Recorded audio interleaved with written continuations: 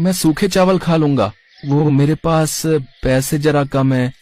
मेरे पास बस 10 रुपए ही हैं। तो क्या आप अरे कोई बात नहीं, तुम 10 रुपए ही दे देना। मालती ने उस लड़के के लिए एक प्लेट में सूखे चावल निकाले और फिर ठेले के नीचे से अपना डिब्बा बाहर निकाला। उस डिब्बे में थोड़ी सी दाल थी जो मालती ने घर ले जाने के लिए बनाई थी। उस डिब्बे से आधी दाल निकालकर मालती ने उस लड़के को चावल के साथ खाने को दे दिए। उस लड़के को खाना खाते देख मालती को राकेश की याद आ गई और वो सोचने लगी कि अगर राकेश जिंदा होता तो उसे देखकर कितना खुश होता। ऐसे ही कई दिन गुजर गए और वो लड़का हर रोज मालती के ठेले पर शाम को आता और सबसे आखिर में जो कुछ भी बच जाता उसे खाकर ही अपना काम चला लेता और बदले में मालती को बस 10 रुपए ही दे पाता। असल में वो लड़का बहुत गरीब घर से था, इसीलिए मालती भी उसे कुछ नहीं कहती थी। ऐसे ही पूरा साल बीत गया और फिर एक दिन, अरे कहाँ रह गए थे मदन? ये लो, आज पालक पनीर और चावल बनाए हैं।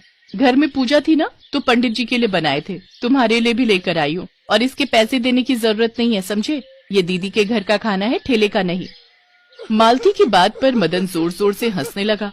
फिर खाना खाकर मदन ने मालती से कहा, अच्छा दीदी चलता हूँ, आशीर्वाद दो। कल मेरा इम्तिहान है, अगर पास हो गया ना तो एक दिन जरूर लौटूंगा, और अगर नहीं हो पाया तो गाँव चला जाऊंगा वापस हमेशा के लिए। फिर अपने पिताजी के साथ खेती ही करूंगा जाकर।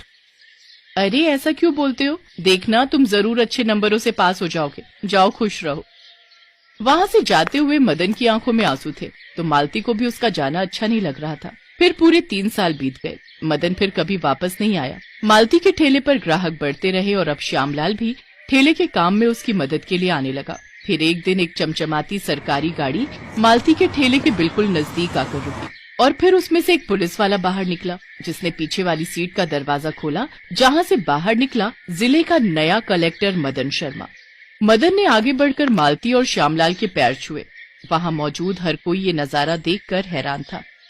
अरे मदन, तुम कितने सालों बाद, और ये गाड़ी, अरे वाह, लगता है। हाँ दीदी, मैंने यूपीएससी की परीक्षा पास कर ली थी। अब मैं यहाँ का नया कलेक्टर हूँ। बाकी सब बातें बाद में, फिलहाल आप मेरे साथ चलिए, मुझे आपसे एक बहुत ही जरूरी काम है। मदन अपनी गाड़ी में मालती और श्यामलाल को बिठाकर अपने साथ अपने ऑफिस ले आया। दीदी, मैंने मंत्री जी से बात की है। मैंने उनसे आपके लिए गुजारिश की थी और उन्होंने मेरी बात मान ली है। हम आपको बस स्टैंड के पास एक बढ़िया जगह देंगे, जहाँ साफ पानी, पंखे, बाथरूम, सबकी व्यवस्था होगी, और साथ ही सरकार आपको जरूरत का राशन भी देगी। और काम में आपकी मदद के लिए 2 लोग भी आपके साथ लगाए जाएंगे। आपको बस उनसे बढ़िया खाना बनवाना है और हर गरीब को सिर्फ 10 रुपए में खिलाना है, जैसे आप मुझे खिलाया करती थी। मदन की बात सुनकर मालती कुछ न कह सकी। उसकी आंखों में खुशी के आंसू थे। फिर कुछ देर बाद मालती ने आंसू पोंछते हुए मदन के सिर पर हाथ रखा और बोली, तुम बस रुपए निकालो जल्दी से। हैं? पर क्यों दीदी? इतने बड़े आदमी बन गए हो तो मेरे ठेले की आखिरी थाली तुम मुफ्त में खाओगे क्या?